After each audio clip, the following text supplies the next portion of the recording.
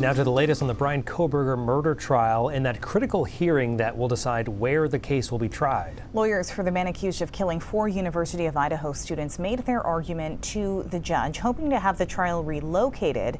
Dana Griffin has more on the legal battle and how the victims' families are reacting. I would say this is probably professionally the most difficult decision I've ever had to make. In their final plea to get the trial relocated, Brian Kohberger's defense made their argument clear. Mr. Kohberger has a constitutional right to a fair trial by an impartial jury. And to guarantee that, this court must change venue.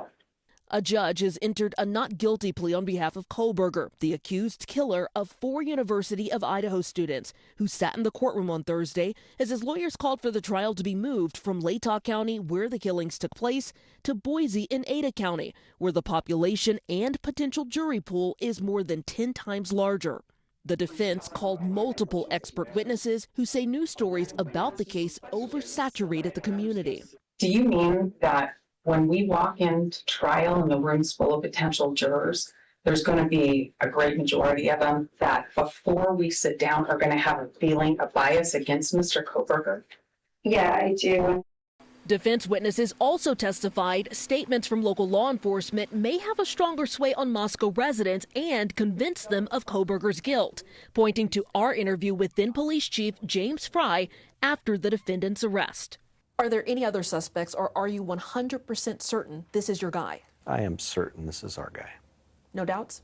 No doubts. But prosecutors pushed back. The fact is, Your Honor, this case has media coverage everywhere, Saying they are confident they can find and seat an impartial jury.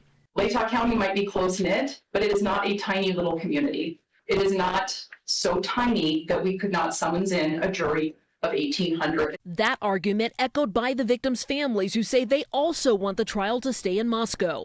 I trust this community to be fair and to go in there without their minds made up, and I don't think that's asking them too much. Now the fate of the case in the hands of the judge as pressure mounts for the trial to move forward.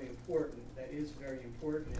Dana Griffin reporting. The defense team says they are particularly concerned about the possibility of conditioning, where people who only casually watch the news start associating Kohberger with being guilty before conviction because his name repeatedly shows up in stories about the killings.